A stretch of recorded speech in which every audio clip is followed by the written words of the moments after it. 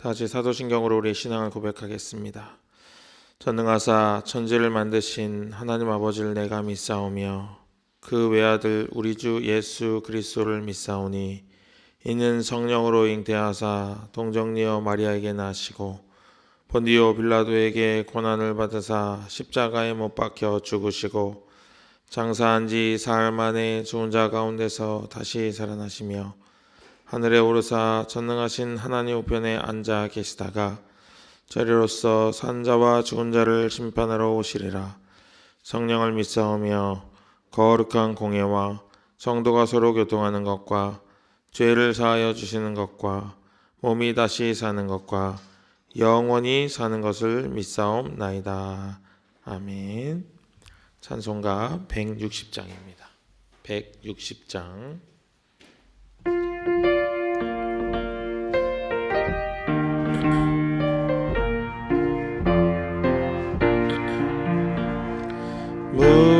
무덤에 머물러 예수 내 구주 새벽 기다렸네 예수 내 주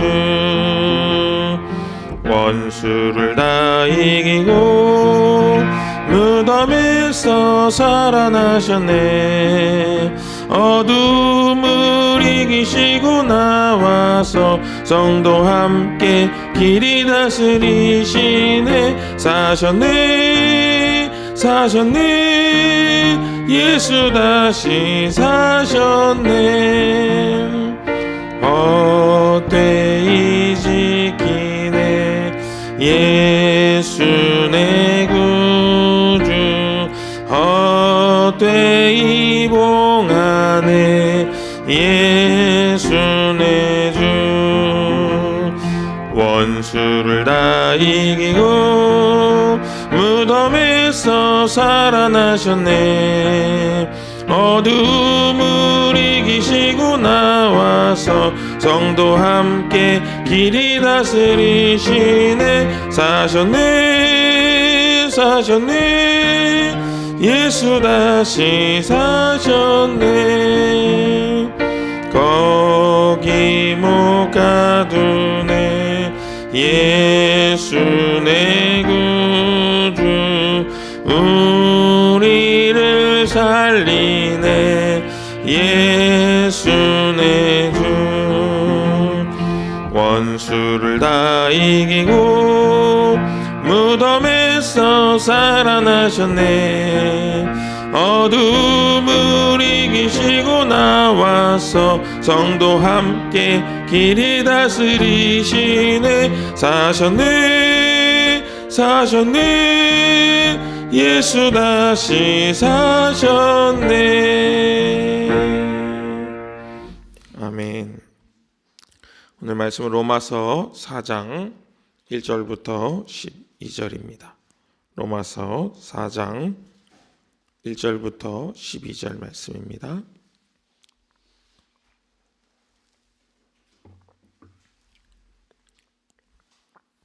로마서 4장 1절부터 12절 말씀 제가 봉독하겠습니다.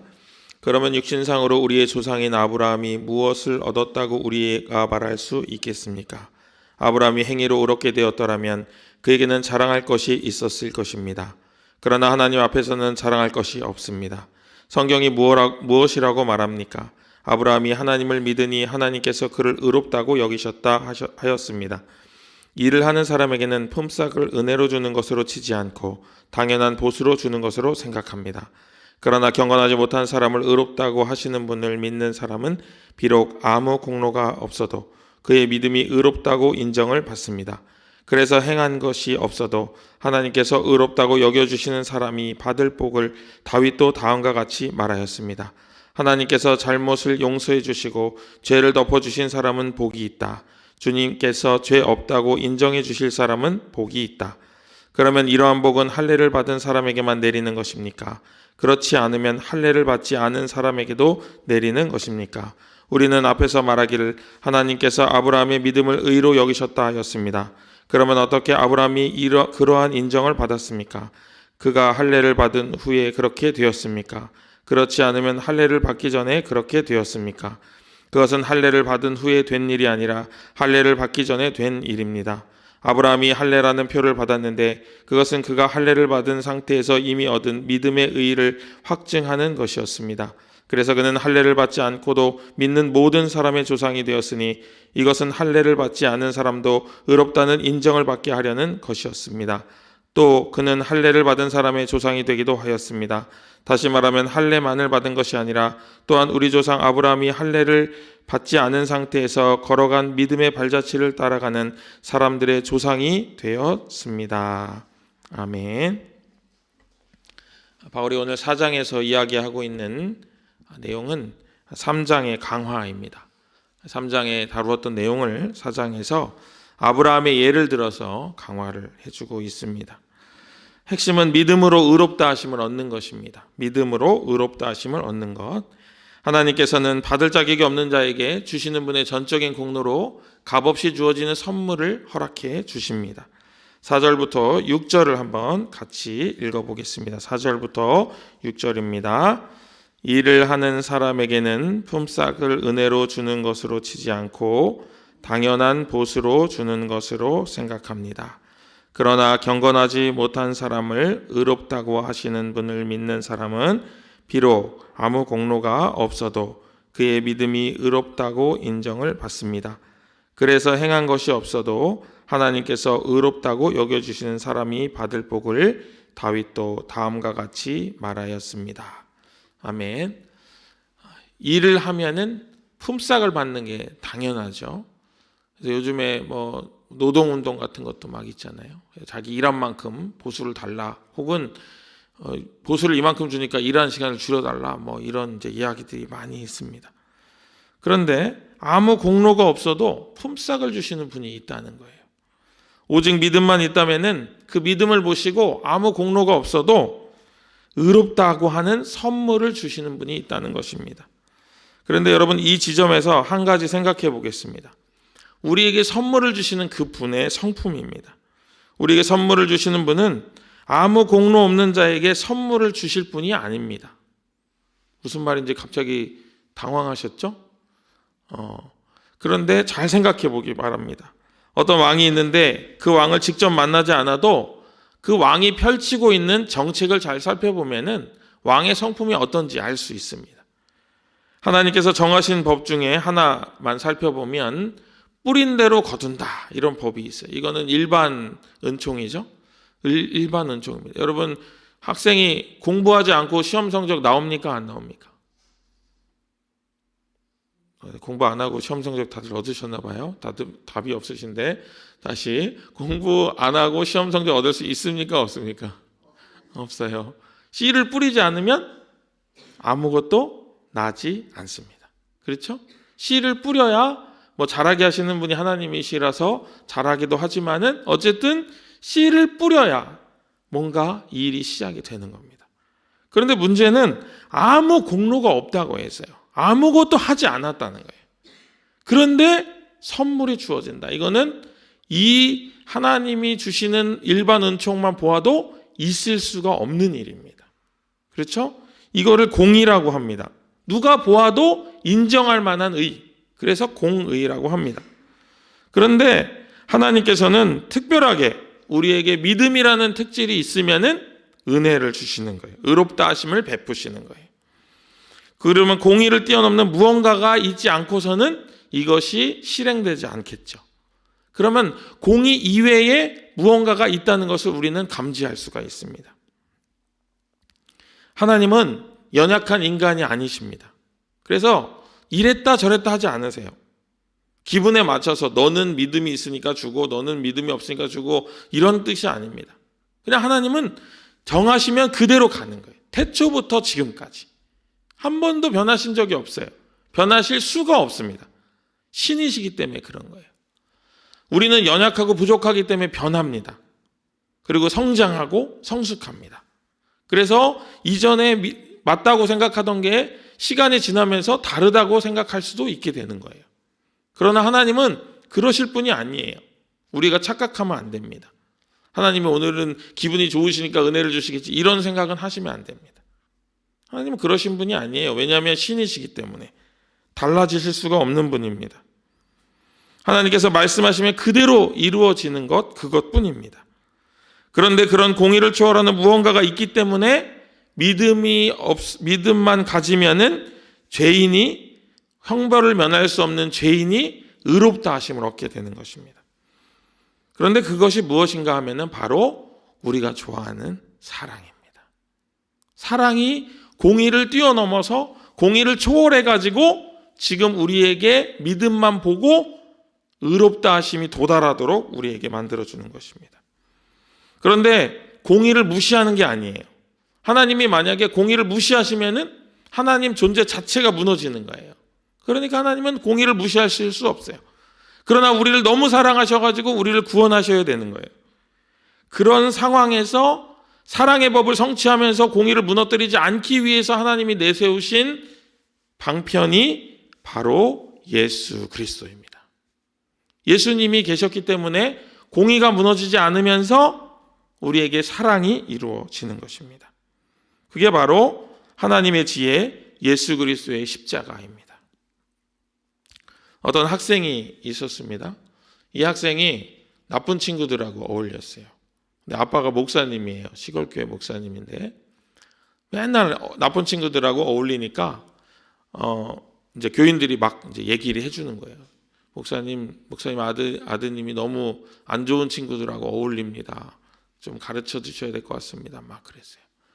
알겠다고 해가지고 어느 날 이제 아들을 붙잡아 놓고 이야기를 합니다. 그런 친구들하고 어울리면 안 된다 이렇게 얘기를 했어요.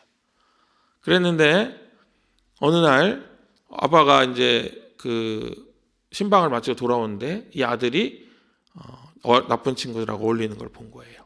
그래가지고 아버지가 이제 방으로 데리고 들어가서 큰 몽둥이를 들고 이제 몽둥이를 탁 들고 내려치려고 딱 보니까 어떻게 돼요? 내려치면 애가 죽을 것 같은 거예요. 애가 너무 조그매. 아빠는 엄청 큰데 산적 같은데 어떻게 하지? 그런 거예요. 근데 여기서 이 몽둥이를 바닥에 내동댕이 치면 아빠의 공의가 없어지는 거예요. 이제 더 이상 아들은 아빠의 말을 듣지 않게 되는 거예요. 그런데 이걸 내려치자니 사랑이 막고 있는 거예요. 근데 그 다음 순간 아버지가 이거를 있는 힘껏 내려치는데 어디를 내려쳤냐면은 자신의 조가리를 내려친 거예요. 탁 하면서 피가 튈 정도로 세게. 그러니까 아들이 깜짝 놀래가지고 아빠를 부둥켜 안고 아버지 왜 그러시냐고 하면서 막 울면서 다시는 안 그러겠다고 이렇게 얘기를 한 거예요. 그러다가 며칠이 지나고 아버지가 이제 신방을 갔다가 여름날 더워가지고 이제 발을 이제 차가운 물에 막 씻고 계셨어요. 근데 이게 다리를 걷으니까 뭐가 나타나요? 상처가 있죠, 상처가. 그런데 그 순간 또 정말 공교롭게 밖에서 담벼락 밖에서 친구들이 부릅니다. 누구누구야 놀자 그래요. 근데 그 친구들은 어떤 친구들일까요? 안 좋은 친구들. 그랬더니 그 아들이 어떻게 했을까요? 몰래 숨어가지고 나갔을까요? 그러지 않고 그 아들이 그 친구들 향해서 막 화를 내는 거예요.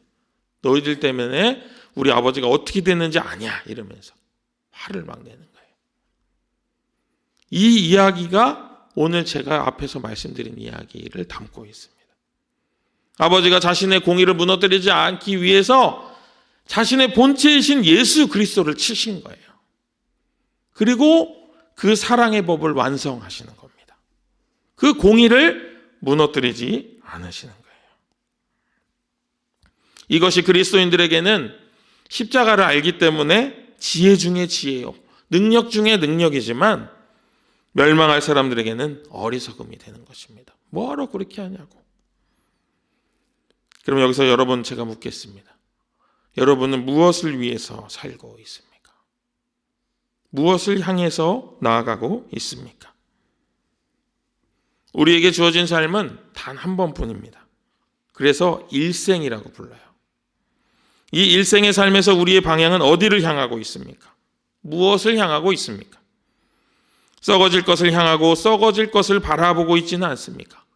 한 번쯤 우리가 점검해야 할 내 삶의 방향이 썩어지지 아니할 진리와 가치를 위한 것이기를 간절히 소망합니다. 골로새서는 우리에게 이렇게 말합니다. 3장 1절부터 3절입니다. 제가 읽어드리겠습니다. 그러므로 여러분이 그리스도와 함께 살려주심을 받았으면 위에 있는 것들을 추구하십시오. 거기에는 그리스도께서 하나님의 오른쪽에 앉아 계십니다.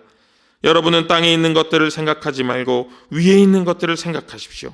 여러분은 이미 죽었고 여러분의 생명은 그리스도와 함께 하나님 안에 감추어져 있습니다. 부활의 절기를 보내는 우리에게 성경은 질문합니다. 예수님과 함께 부활하였느냐고. 예수님과 함께 부활하였다면 우리가 무엇을 추구하며 살아야겠냐고 성경은 우리에게 질문하십니다. 위의 것을 추구하라고 하십니다. 썩지 아니할 것을 추구하라고 하십니다. 특별히 하나님의 뜻을 따라서 사는 삶이 되기를 간절히 소망합니다. 하나님의 뜻에서 벗어나지 않는 삶이 되기를 간절히 소망합니다. 그럼 하나님의 뜻을 어떻게 알 수 있을까요? 어떻게 알 수 있을까요? 바로 기록된 말씀인 성경을 통해서 알 수 있습니다. 여러분, 어쩔 때는요, 이 성경이 기록된 게 너무나도 감사해요. 기록되고 변하지 않는 게 너무나도 안정감이 있어요. 찾아보면 언제든 거기 있다는 것이 안정감이 있어요. 마치 어린아이들이 막 놀다가 갑자기 불안해져서 자기 엄마를 쳐다보는 것처럼 그런 안정감이 있습니다. 가장 확실한 계시인 성경이 우리에게 있는 것이 여러분의 삶과 믿음의 안정감이 되시기를 주님의 이름으로 축복합니다. 가장 기본적인 것이 가장 중요합니다. 우리의 삶이 단순하게 한 점으로 모아진다면 엄청난 힘을 발휘하게 될 것입니다. 흩어진 삶을 말씀의 한 점으로 모으시는 귀하고 복된 시간의 삶이 되시기를 주님의 이름으로 간절히 축복합니다. 기도하겠습니다. 우리를 구원하시기 위해 자기 자신의 본체이신 예수 그리스도를 치신 하나님, 그 아버지의 사랑에 감격하며 살아가는 인생이 되게 하여 주옵소서. 때때로 사는 것에 바빠, 사는 것에 지쳐 그것을 잊을 때도 있지만 저 멀리 동구박을 끝없이 지켜보시는, 살펴보시는 탕자의 아버지의 마음으로 우리를 기다리는 아버지 하나님 품으로 나아갑니다. 매일의 삶이 꼭 그렇지는 못하다 할지라도 아버지의 품에 안기는 삶이 되게 하여 주옵소서. 우리의 공로는 아무것도 없지만 오직 주님의 베푸심만으로 승리하는 믿음의 삶이 되게 하여 주시옵소서. 믿음으로 의롭다 하심을 얻고 그 의롭다 하심에 힘입어 당당하고 멋지게 살아가는 삶이 되게 하여 주옵소서. 오늘의 삶이 그런 시간이 되게 하여 주옵소서. 기억에 남는 시간이 되게 하여 주옵소서. 오직 우리를 위해 고초당하시고 십자가에 죽으셨으나 다시 사시고 우리의 부활의 산소망이 되어주신 예수 그리스도 이름으로 간절히 기도합니다. 아멘. 하늘에 계신 우리 아버지여, 이름이 거룩히 여김을 받으시오며 나라의 임하옵시며 뜻이 하늘에서 이룬 것 같이 땅에서도 이루어지이다. 오늘날 우리에게 일용할 양식을 주옵시고 우리가 우리에게 죄 지은 자를 사하여 준 것 같이 우리 죄를 사하여 주옵시고 우리를 시험에 들게 하지 마옵시고 다만 악에서 구하옵소서. 내게 나라와 권세와 영광이 아버지께 영원히 있사옵나이다. 아멘.